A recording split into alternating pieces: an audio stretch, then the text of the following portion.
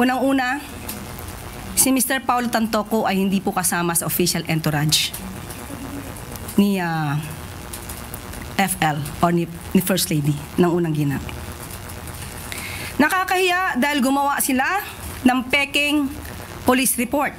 Hindi bahagi ng official entourage ni First Lady Lisa Marcos ang nasawing negosyanteng si Paulo Tantoco noong Marso sa Estados Unidos. Ayon kay Palace Press Officer Yusek Claire Castro, ikinalulungkot nila na nadadamay sa pamumulitika ang mga pribadong tao na nagluluksa. Paliwanag ni Yusek Castro, sadyang pineke ang isang bahagi ng sinasabing police report na galing umano sa Beverly Hills Police Department na kumakalat ngayon sa social media. Partikular na rito ang pagkakasama sa pangalan ng First Lady sa umunoy police report. Ayon sa opisyal ng Malacanang, may aktibidad ang First Lady noong March 8, ang araw mismo na naiulat na nasawi si Tantoco. March 8, makikita niyo po sa screen na mayroong konsyerto para sa Filipino. Makikita niyo sa larawan din, Secretary Cristina Frasco. March 8 yan ginanap, hapon hanggang gabi. Paanong masasabi ng mga obstructionist na to, ng mga fake news peddlers na to,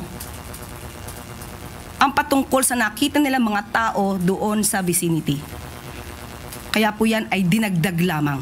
Pagbibigay diin pa ni Yusek Castro, iba ang hotel na tinuluyan ng First Lady noong siya ay nasa Los Angeles.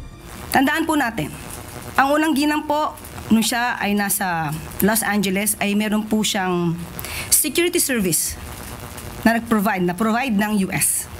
At meron din po siyang kasamang PSG.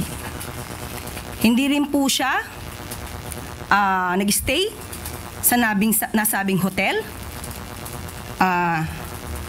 ni Mr. Tantoco.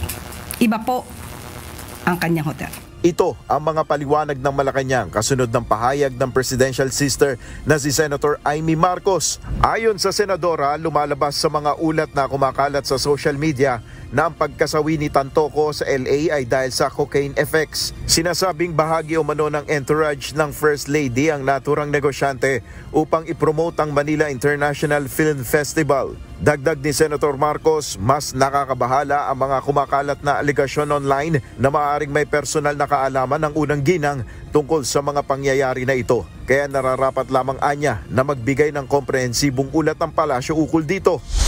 Pinag-aaralan na ng Malacanang ang posibleng magiging legal na aksyon sa mga umano'y nagpapakalat ng kasinungalingan. Nel Maribuhok, UNTV News and Rescue, Diyos ang aming sandigan, serbisyo publiko ang aming pinahalagahan.